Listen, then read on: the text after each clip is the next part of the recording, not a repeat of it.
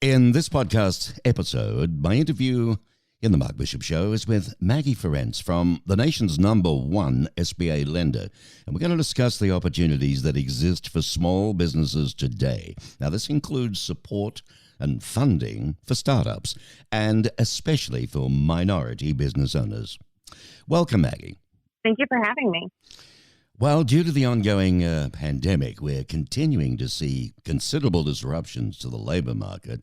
Earlier on, we saw lots of turmoil as many employees either lost their jobs, had their hours reduced, or were furloughed. Others with stable careers took the time to self-reflect on their career and life goals and decided what was important to them, I guess. So for some, that meant taking a leap of faith and starting their own business, Maggie. We've absolutely seen that. So we're seeing, the considerable disruptions to the labor market. Has COVID-19 affected the nation's small businesses, do you think?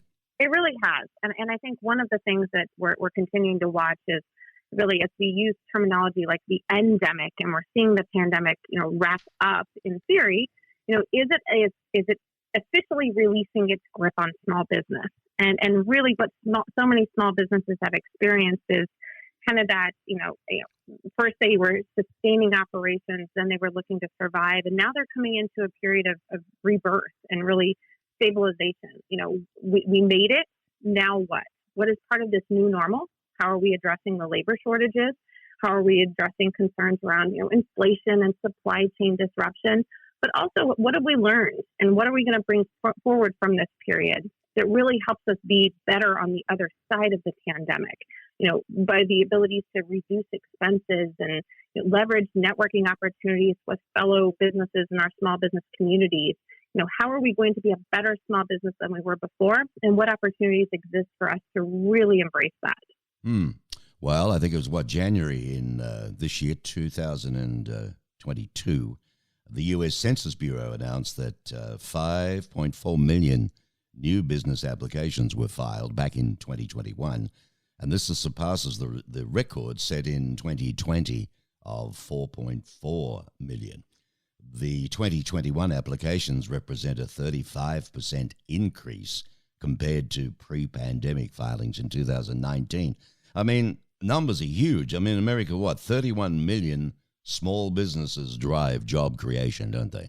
Absolutely. And it's exactly what you spoke of earlier, that we're seeing so many folks who were self-reflective during these municipal shutdowns and really during the pandemic time when there wasn't a lot to do outside of our homes. And they were thinking to themselves, do I want to return to a job that is not fulfilling, that is not helping me get to my goals personally or as a family? And what do I want to really focus my time on? Over 80% of the businesses in the U.S. don't have employees.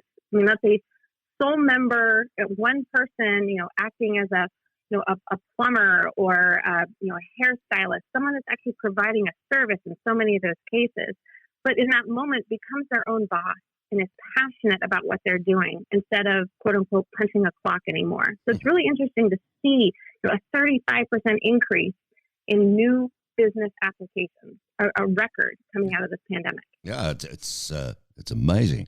I mean, we talk about the 31 million small businesses driving jobs. They generate 2/3 of all net new jobs and produce nearly half of America's annual economic activity. I mean, for every dollar spent, Maggie, at a small business, around 67% stays in the local community. And that creates an additional, 50 cents in local business activity due to employee spending and businesses purchasing local goods and services. It's very important. So now more than ever, it's important for us to find ways to help small businesses start, especially those that are located in, low to moderate income, majority minority census tracts. The ability to see Black and Hispanic and female-owned small businesses grow. That's 67 cents of every dollar spent at a small business that stays in that local community. The ability for us to invest in these communities by starting small businesses and really helping them grow those communities. Now more than ever is the time for us to focus on that. Well, in 2020, Black business ownership rates, they dropped 41% between February and April of 2020. That was the largest rate of any racial group. The pandemic has exacerbated long-standing inequalities that make it harder for black-owned businesses to endure the crisis and access recovery resources. You're focusing on that area, aren't you? Absolutely. And if you really think about the cause and the effect, I mean, for so many small businesses, there's not a rainy day fund. There's not a plan B. So many small businesses don't start the day with a significant amount of liquidity backing up really the business decisions that they're making. So when a storm comes along, and for so many small business owners, I mentioned that 80% of them are they and themselves, not a team or a group of employees. That storm can be very personal. So many are health related. So many are the local economy or things that are really truly specific to that small business itself. Mm-hmm. Never was there ever a plan or a conversation that contemplated the size and the scale of this global pandemic.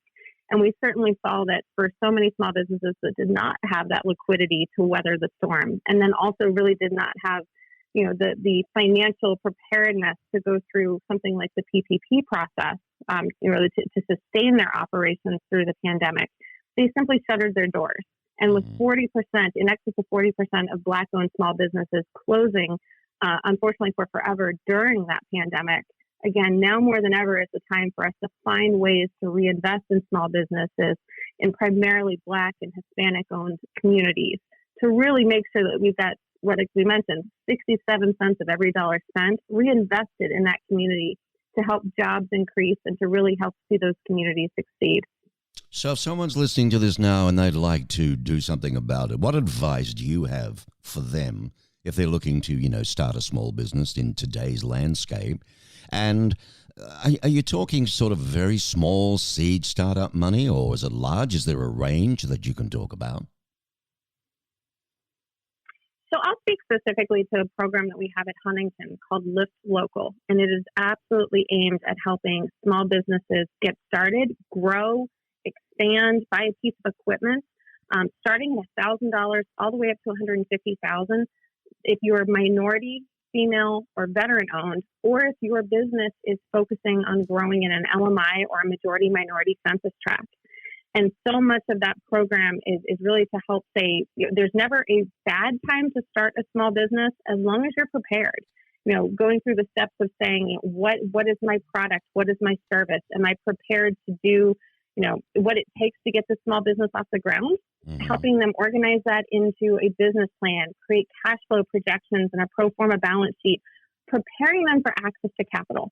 And access to capital sounds, intense. It sounds, like a big process. It's really just understanding, how are you going to fund your business? Mm-hmm. Are you going to go to a bank? Are you going to work with people in your community? Are you leveraging personal resources? But making sure you're taking the time to understand everything that's available to you to help you get started and poising that small business for success. Now, you mentioned female. No males allowed to apply, or just females? No, we love men. Everybody wants to see, every American succeed in this space. That's what I thought. So we absolutely, it's really, this is a program that's helped, that's really aimed at helping people come to the table in ways that historically they've not thought was for them. So we hear people talk from time to time about, bank financing is not for me, or banks don't make loans to me. And this is really aimed at overcoming some of those historical concerns and really bringing people back to the table to say that, bank financing is some of the cheapest, most patient capital available to a small business. Mm-hmm. It's highly regulated. It's actually a very safe space. So how do we get people back to the table to have the conversations about what's next for so many of these communities? All right. So how does somebody contact you now? How do they write to you? Can they call? What's the best way to be able to reach out? We actually love our website because it gets you started with some basic information and helps you really understand, where are you at in this, in this life cycle of small business? Are you starting? Are you growing? Are you looking to buy the guy next door because there's some continuity between your two businesses? So I recommend that you go to huntington.com, keyword small business. And if you're specifically looking to learn more about our minority and female programs, keyword Lift Local. All right, small business. That's Huntington, Cunninington, yes? You there? Correct. Right. I'm just double checking, making sure. All right. Because I'm putting that up also as a write-up with your bio and so on. So that's good. And numbers are there. Everything's on the site. That's the best way. And then they can contact you from there. Absolutely. All right. Thank you. Excellent. Wow. That's exciting for people. Maggie Ference, ladies and gentlemen. She heads up the nation's #1 small business lender. And I would do that. I would go to www.cunnington.com/small business and have a good read. Everything's there. Get your ducks in a row, so to speak. And then there'll be contacts, emails, no doubt, and, contact numbers to go for it. Thank you, Maggie. Good luck. Have a great year. Thank you. Goodbye now.